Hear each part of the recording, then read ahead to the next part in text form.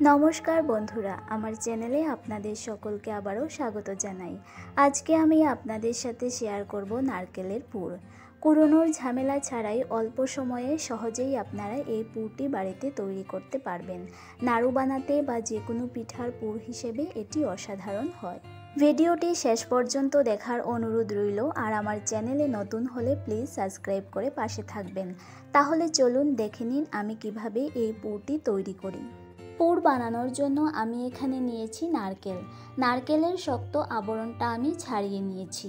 এবার এই নারকেলটাকে বটির সাহায্যে ছোট ছোট করে টুকরো করে নিতে হবে।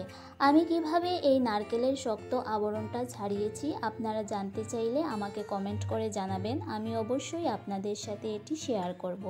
এভাবে পুরো নারকেলটাকে ছোট ছোট করে টুকরো করে নিতে হবে। এবার একটি মিক্সিং জারের মধ্যে সব নারকেলের টুকরোগুলো আমি একে একে দিয়ে দিচ্ছি।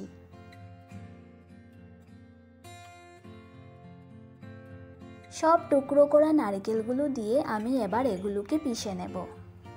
দেখতে পাচ্ছেন বন্ধুরা, নারকেলগুলো খুব সুন্দরভাবে পেষা হয়ে গেছে। এবার এই মিক্সিং জারের মধ্যে আমি অবশিষ্ট সব নারকেলগুলো নিয়ে একই পদ্ধতিতে পিষে নেব। আমার সব নারকেলগুলো পিষা হয়ে গেছে। এবার গ্যাসের উপর একটি কড়াই বসিয়ে আমি সব পিষে নেওয়া নারকেলগুলো দিয়ে দিলাম। এবার সামান্য নাড়াচাড়া করে আমি এই নারকেলগুলোকে সামান্য ভেজে নেব। হালকা ভেজে নিয়ে আমি এবার এই নারকেলের মধ্যে দিয়ে দিচ্ছি গুলে নেওয়া গুঁড়ো দুধ। এবার সামান্য নাড়াচাড়া করে দুধের সাথে নারকেলটাকে খুব ভালোভাবে মিশিয়ে নেব।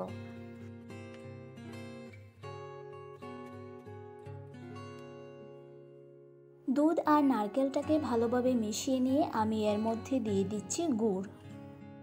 এবার অনবরত নাড়াচাড়া করে গুড়টাকে ভালোভাবে নারকেলের সাথে মিশিয়ে নেব যত সময় না গুড়টা গলে যাচ্ছে। গুড়টা কিন্তু ধীরে ধীরে গলে যাচ্ছে।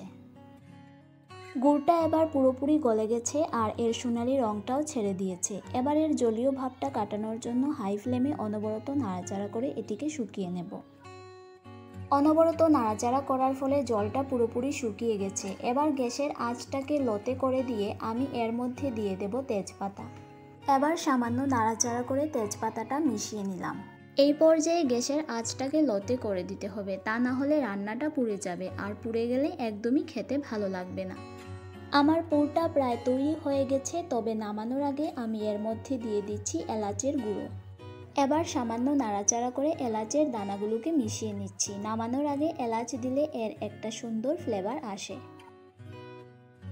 এই পর্যায়ে আমার নারকেলের পুরটা প্রায় তৈরি হয়ে গেছে। এবার আমি এটিকে নামিয়ে নেব। কুড়োনোর ঝামেলা ছাড়াই অল্প সময়ে তৈরি করে নিলাম নারকেলের পুর। এভাবে নারকেলের পুর বানিয়ে আপনারা অনায়াসে নাড়ু বা যে কোনো পিঠা বানাতে পারেন, খেতে খুবই ভালো লাগবে। ভিডিওটি শেষ পর্যন্ত দেখার জন্য অসংখ্য ধন্যবাদ, আর আমার চ্যানেলে নতুন হলে প্লিজ সাবস্ক্রাইব করে পাশে থাকবেন। দেখা হচ্ছে আবারও নতুন কোনো রেসিপির সাথে। ভালো থাকবেন, সুস্থ থাকবেন।